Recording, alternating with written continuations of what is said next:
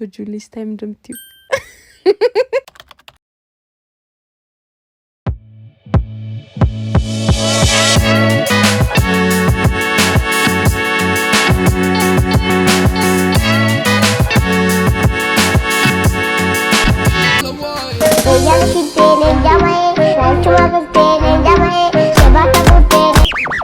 ናገኛለሁ እሺ እንዳማሊ ለበቃበት እንዳማሊ ደግሞ ሲጋራጭ ይስጥ በምንድነው ማገኘ አረባክ ጠብቃለሁ እሺ እንዳቀር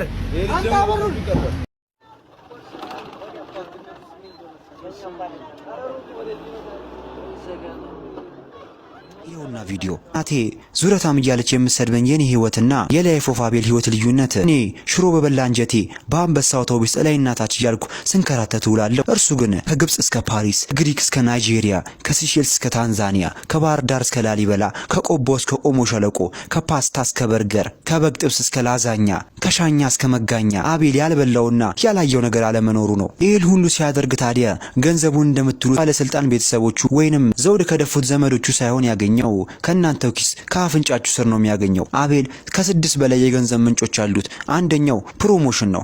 አቤል ለሄደባቸው ቦታዎች፣ ለጠጣቸው ውስኪዎች፣ ለነዳቸው መኪኖች፣ ለበረረባቸው ፕሌኖች፣ ላደረባቸው ሆቴሎች የሚከፍሉት ቱር ኤንድ ትራቨል ኤጀንሲዎች ናቸው። ይሄ ፕሮሞሽን ስላልሆነ ሁሉንም አልጠቅስ። ለምሳሌ እንዲሆን ግን ሱልጣን ቱር ኤንድ ትራቨል የሚሰኘው አቤል ቁንጮ ስፖንሰር ነው። መቀመጫውን በዛንዚባር ታንዛኒያ ያደረገው ሱልጣን ቱር ኤንድ ትራቨል እንዴት እንዳላስተዋላችሁት አላውቅም። 140 ሺህ በላይ ተከታይ ባለው ኢንስታግራሙ ላይ እኮ ሳይጠቅሳቸው ውሎ ሳያመሰግናቸው አድሮ አያውቅም።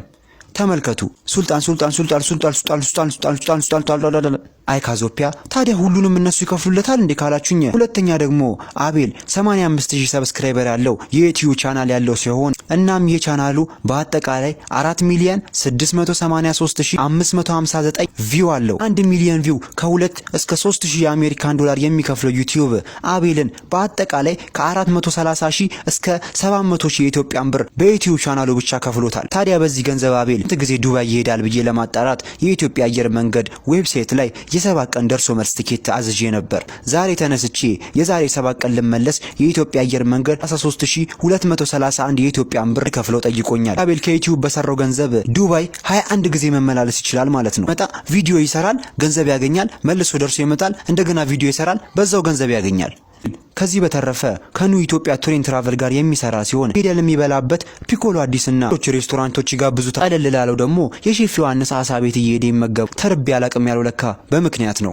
እሱ በነፃ እየበላ ቲክቶክ ይቀርጻል፣ እነሱ ደግሞ በነፃ ምግቡን እየሰጡት ፕሮሞሽን ያገኛሉ ማለት ነው። አቤል ከአውሮፕላን ሲዘል አብሮት ለሚዘለው፣ ከመርከብ ሲገለበጥም ደግሞ አብሮት እየተገለበጠ መከራ ለሚበላው ፎቶግራፈር ራሱ አይከፍለው። ምክንያቱም ፎቶግራፈሩ ባይ ቱር ኤንድ ትራቨል ኤጀንሲ ስለሆነ ነው። አቤል ደግሞ የድርጅቱ የክብር አምባሳደር ነው። ልጅ አቤል ለሚጫማው ጫማና ለሚለብሰው ሱፍ ራሱ ገንዘብ አውጥቶ ያቅም። ይህንንም እንደ ኪንግ ኦፍ ፋሽን እና የመሳሰሉ ቡቲኮች እኛ እናልበሰ አንተ ደግሞ አስተዋውቅልን እያሉ ይሰጡታል። ሰዓትና ስላጠለቀው ካልሲ ግን እርግጠኛ አይደለሁም። ነገር ግን ቡታንታው እሱ ይመስለኛል። ታዲያ በዚህና በሌሎች መንገድ ባገኘው ገንዘብ በዚህ በኩል የራሱን ህይወት፣ በዚህ በኩል ደግሞ የተቸገሩትን እየረዳ የተራቡትን እያበላ ከሀገር ሀገር ሲጓዝ ደግሞ በቀረጸው ቪዲዮ እኛ የተደበርነውን ያዝናናበታል። ቺም ከዘይፉ በላይ ስለዚህ ሰውዬ ብዙ ነገር ነግሬያችኋል። አሁን ደግሞ በእውነት የምታዩት የሐራ ቅይስ መንገድ ነው። ይኸውላችሁ እንደው የሚሄድበት መንገድ በጣም የሚያስፈራ ነው። እንደው ፈጣሪ ከኔ ጋር ይሁን። ይሄው በዚህ ጋር ዝቅ ካልክ ዋጋም የለም፣ በዚህ ጋር የለም። ወደ 200 ሜትር ርቀት አለው። ፍቅር እንዴ ማናት የኔ ፍቅር ወይ የኔ ፍቅር ፍቅረኛ የለኝ ማለት ነው። ፍቅረኛ አለህ ወይ ነው እንጂ እኮ ያልሽኝ ሚስት አለህ ወይ አላልሽኝም እኮ። እና ሚስት ናት? አዎ። የማንጠጣላት ደግሞ እኔ እንጃ። የሰፈርሽ ከዚያችን መተማመን የማናት እቺ? ወደ ስራ ስገባ እዚህ ወደ ቦሌ መድኃኒዓለም ጋር ጸሎት ላደርግ ገባሁኝና አይኖይስ ጸሎት አይሰማም፣ ግን ብቻ እኔ ስለራሴ እግዚአብሔርን በምጠይቅበት ሰዓት ከጎኔ አንድ አባት ያለቅሳሉ። ወይስ ደና ልብስ ነው የለበሱት፣ በጣም ነው ደስ የሚሉትና እያለቀሱ በቃ ማረኝ እንደ ሰው አድርገኸኝ ልሙት ይላሉና በቃ የኔን ጸሎት እቺ የነሱ ጸሎት ሳበኝና የነሱን ጸሎት ነበር ስሰማኝ ነበርና ምናልባት እሳቸው ስለ ጤና ነው የሚጸልዩት። እኔ ደግሞ እዚህ ጋር በሰዎች በጣም ብዙ ነገር ደርሶብኛል ሜቢ ይቅርብ ያለው ከዛሬዋ እሳቸው ሜቢ እግዚአብሔር ከጎኔ አምጥቶ እሳቸው ጋር ወሰደኝና ያጸለኝ የእሳቸውን ጸሎት እንድሰማ ያደረገበት ምክንያት አለው እኔን ሊያስተካክለኝ ስለፈለገ ይሆናል በጣም ብዙ ሰዎች ላይ ህይወቴን በንብረትም በገንዘብ የሚካዱኝ ሰዎች ነበሩ which is እግዚአብሔር ይመስገን አሁን ትቼዋለሁ እግዚአብሔር ያልፈቀደው ነገር ይውጣ ከህይወቴ ምንም ችግር የለውም እና ብቻ እሱን ያማረርኩ ነበርና እሳቸው ልክ ሲጨርሱ ጠራዋቸውና አባቴ ይቅርታ ሰምቼዎት ነበር አሟቸው መስሎኝ ነው ግን እኔ አሞት ከሆነ እኔ ሶሻል ሚዲያ ላይ ትንሽ ፎሎወሮች አሉኝና ሰዎች ያዋጣሉ ምንም ችግር የለውም ቪዲዮ እንድቀርጾት ፍላጎት ካለው ስላቸው ወይ ልጄ እኔ ገንዘብ ችግር የለብኝም እዛ ጋር የምትመለከቱው ሬንጅ ሮቨር የኔ ነው አሉ በጣም ብዙ ሀገር ሄጄ ታክሜያለሁ መዳን ስላልቻልኩ ነው ምናልባት አንቺ እዚህ ቤተክርስቲያን የመጣሽው ስለ ንብረት ስለ ቁስለት ለምኙ ይሆናል አሉ በእውነት ግን እኔ እዚህ ጋር የመጣሁት ላይክ ትንፋሽን ቀጥልልኝና እንደ ሰው ልኑር ነው የምለው እኔ አልቻልኩም አሉ ላይክ ድግስ ሲጠሩ ምሳቃ ይዘው ነው የሚሄዱት የራሳቸውን እንግዲህ አስቡት በጣም ብዙ ብር ያላቸው ሰዎች ናቸው ሲነግሩኝ በጣም ብዙ ነገር አውርተናል ለማሳጠር ነውና ሁለት ሎቤድ ኤክስካቫተርም ብዙ ማሽነሪ ያላቸው ሰዎች ናቸው ኮንስትራክሽን አላቸው ልጆች የላቸውም የዘር ፍሬያቸው የለም በሆነ ነገር መሰለኝ ከዛ በኋላ ሽንት ሸኛለሽ አሉኝ ዴራው አባባ ምን ነው ምናምን ለምን ጠይቁኝ እኔ ይሄ ዊርድ ጥያቄ ነው የሆነብኝ ሽንት ስሸኝ ምን ተሰምቶሽ ያውቃል አሉኝ ምንም አመስግኙ ሽንቴ መሽናት ስለቻልኩኝ ራሴን ችዬ ሽንቴ መሽናት ስለቻልኩሽ አመስግኙ ብለው ፌስታል ይዘው ነበረ እሱን ፌስታል ሲያነሱት ይሄ ካቲተር ይባላል አሉኝ ካቲተር የሚባል ነገር አላውቅም ነበር ነው እስከዛሬ ይሄ ካቲተር ይባላል ከሽንት ቧንቧዬ ጋር የተገናኘ ነው እና እንደ ሰው መሽናት እንኳን አልችልም አሁን ያለውበት ሲቹዌሽን ላይ እሱን ነው እንደ ሰው ሆኜ ልሙት እያልኩ ያለሁት አሉኝና ላለሽ ነገር ተመስገን በይ በቃ ፈጣሪ ጤና ለሰጠሽ ተመስገን በይ የምትተነፍሽው አየር ኦክሲጅን ለሚስብ ሰው ብርቁ ነው የምትሸኙሽን ለኔ ብርቄ ነው አሉና ከዚህ ስለተማርኩበት ምናልባት ይሄንን ለኔ ፈጣሪ መልእክት አድርጎ በሳቸው በሰው ተመስሎ ነግሮኛል እኔም ለእናንተ ላደርስ ብዬ ነው ቴንክ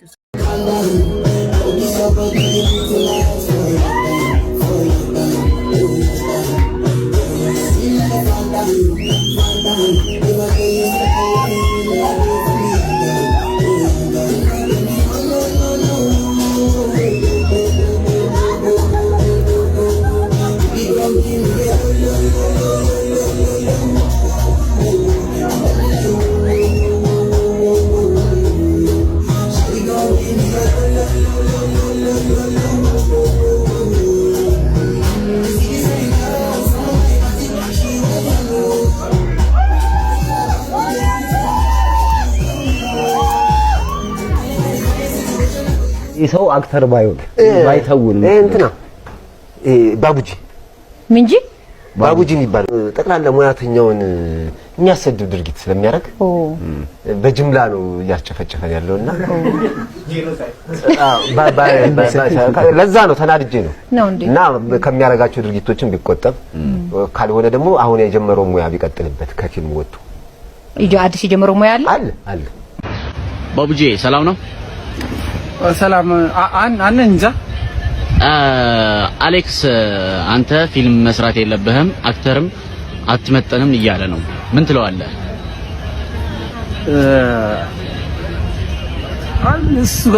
እሱ እኮ ገና እንትን ህፃን እንትን እሱ ቢጫ ያራኮኛ ቢጫ ጠጅ እየጠጣን ምን ተጉን ሰዎች ነን አሁን እሱ ካው መጥቶ የሆነ አስክሬን ነገር አይደል እንዴ አንተ ፊቱን አይቷል ፊቱን አይቷል ገመምተኛ እኮ ነው የሚመስለው ከመም የተነሳ ሰው ነው የሚመስለው አንተ እሱን እኔ ተናገረ ማለት እኮ በጣም በቃ አንተ እኔ መተወን አይደለም ሞቼ በልጧለሁ እኮ ምን ስለሰራ እናቱን ልብዳት ሞቼ በልጧለሁ ቤተሰብ አለው ግን ይልጅ ነኝ እሱን በቃ ይታከም የሆነ ካንሰር ሊኖርበት ይችላል እንደዚህ ገመምተኛ እኮ ነው ገብቷል እኔ አሁን እንደዚህ እናንተ ጋዜጠኞች ናቸው አይደል እንደዚህ አይነት እንደዚህ ወሬ የሚያወራ ሰው የሆነ ካንሰር በሽተኛ ተስፋ የቆረጠ ሰው ምናምን ነው እና ይሄ አሌክስ ያልከው እዚህ ሀገር ፍቅር የሚል ከሰከስ ልጅ እኮ ነው ሀገር ፍቅር የሚል ከሰከስ ሰው ነው ፒያሳ የሚል ከሰከስ ሰው ነው እንደኛ እኮ ስንት እኔ ከ60 ምናምን በላይ ነው የሰራሁት እሱ ዝም ብሎ እየታመም ጋቢ ለብሶ ምናምን ያለ ጋቢ ቢሞት ደስ ነው የሚለኝ እንደው እሺ ለተጨማሪ ጥያቄ አሁን በምን መስፈርት ነው አንተን ፊልም መስራት አትችልም አንተ መተወን የለብህም ብሎ የሚያወራብህ? ምቀኛ ነው። ምቀኛ ሰፈር ልጅ እኮ ነው። የምቀኛ ሰፈር ልጅ ስለሆነ ነው እንጂ እንደዛ አይባል ማለት በተወነ ላይ እኮ ነገርኩ እኮ ሞቼ በቃ ተውናለሁ። ግን እንደዚህ አሁን ሚዲያ ላይ የኔን ስም አሁን እኔ ራሴ አሁን እንደዚህ ሪስፖንድ ስላደረኩት በጣም በቃ ኦዲየንስ ያገኛል። ገብቷል። ማንም አያውቀውም። እሱ ማን ያውቀዋል? የሆነ ጋቢ ለብሶ ተሸፋፍኖ ታሞ ካንሰር በሽተኛ ሆኖ ምናምን ነው የሚሰራው። አሁን አንተን የሚሰድብህ ፌመስ ለመሆን ነው የምትለኝ? በቃ በኔ ትከሻ ፌመስ ለመሆን ነው እንጂ አንተ እሱ እንዳልኩ ነው። እሱ እኮ ቢጫ ቀዘን እየቀዘነ እኮ ነው ቢጫ ጠጅ መጠጣ ልጅ ነኝ እኮ ባቡጂ ያራዳ ልጅ። በቃ እንደውም አረስቱ እንደዚህ ቢጫ ጠጅ በቢጫ ቀዘን ብለህ ጻፈው።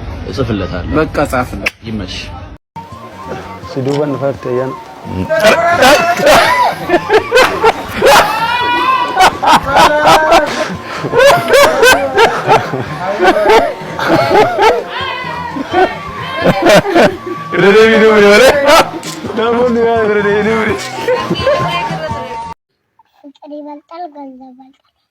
ፍቅር ይበልጣል ገንዘብ ይበልጣል። እሺ እንዴት? ለምን? እሺ ለምን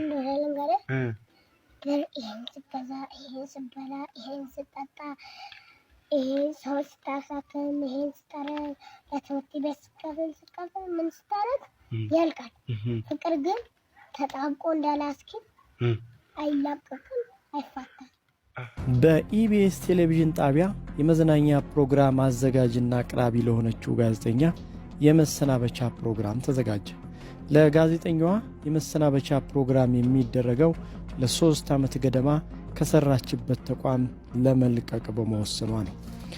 ከኢቢኤስ የመዝናኛ ፕሮግራም የምትለቀው ጋዜጠኛ ናፍቆት ትዕግስቱ ስትሆን ጣቢያው ዘውትር እሁድ በሚያቀርበው እሁድን በኢቢኤስ ፕሮግራም ላይ ፕሮግራሞች በመምራት አዝናኝና አስተማሪ ፕሮግራሞችን በማቅረብ ስትሰራ ነበር። ይሁን እንጂ ናፍቆት ነገ በሚቀርበው የእሁድን በኢቢኤስ ፕሮግራም ላይ የፕሮግራሙን ተከታታዮች የምትሰናበትበት ፕሮግራም ትናንት አርብ ዕለት እንደተቀረጸችና ነገ እሁድ እንደሚተላለፍ ኢትዮፒካ ሊንክ ለማወቅ ችሏል። ናፍቆት ከጣቢያው ባለቤቶች ጋር በተለያዩ ጉዳዮች ላይ መግባባት እንዳልነበራት የገለጹልን ምንጮቻችን እነዚህን አለመግባባቶች በርክተው የመልቀቂያ ደብዳቤ እንድታስገባ ምክንያት ሆነዋታል ሲሉ ነግረውናል። ስለ ጉዳዩ የጠየቅናት ናፍቆት የተለያዩ የንግድ እንቅስቃሴዎች ጀምሬያለሁ፣ እነዚህን እንቅስቃሴዎች ጣቢያው ላይ ሆኜ ለመስራት የማልችላቸው ሆነዋል ብላለች። ከጣቢያው ኃላፊዎች ጋር አለመግባባቶች ተፈጥረዋል። እነዚህ አለመግባባቶች ስለተፈጠሩ ነው ከጣቢያው የምትለቂው ላልናት ናፍቆት በፍጹም አይደለም፣ የራሴን ስራዎች ለመስራት ስል ብቻ ነው የምለቀው ስትል ምላሿን ሰጥታናለች።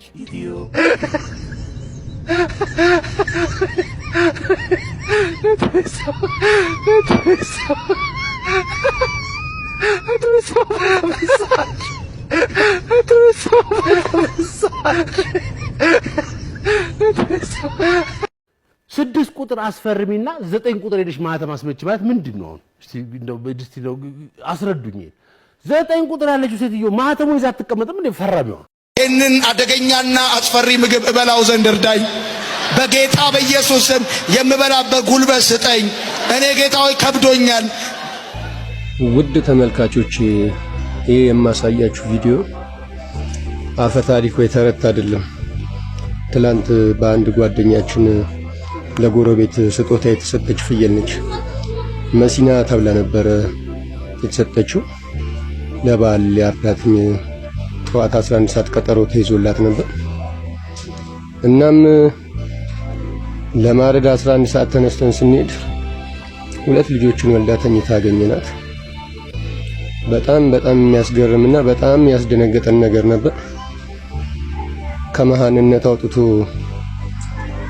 በአንድ 2 ልጆችን ታቅፎ ማግኘት በጣም ይከብዳል። እናም ከመታረድ ከመሞት አልፋየው መንታ ልጆችን ተገላግላ ዛሬ እድሜዋን ማስቀጠሏ በጣም ቢያስገርም ነው እና ለባለቤቱ ተመልሳ በዚህ አይነት ሁኔታ ላይ ትገኛለች። የሰው ልጅ አይደለም እንስሳም ከተጻፈለት ቀን ውጪ ሊኖርም ሊሞትም አይችልም። ያው ዛሬ ታርዳ ልትበላ የነበረች ፍየል ዛሬ ላይ ቁጭ ብላ ማጥዋት ትችላለች። በጣም የሚያስገርም ነገር ነው። እናም ያው ስጦታ የተሰጠው ጓደኛዬ ሊያሳድግም ሊያረባትም የሚችልበት ቦታ ስለሌለው ወደ ሰጠው ባለቤት ተመልሳ በእንደዚህ አይነት ሁኔታ ላይ ትገኛለች። ጠዋት 11 ሰዓት ባለችበት ሁኔታ ቪዲዮ ሊቀረጽ ያልቻለው ሌሊት እንደመሆኑ ሰላም ነው አባ። ሚሽን መቃብር የሚወስደው መንገድ ነው። በዚህ ሰዓት ሾሉላ በዚህ ሰዓት ሾሉላ የት በየትኛው በኩል በዚህኛው? አንተ እየቀለድክ ነው እንዴ? ኧረ መንገድ እኮ ነው ብራን ካሺ ደግሽን እንስማ የኛን ባህር ዳር ቆንጆች ከተማ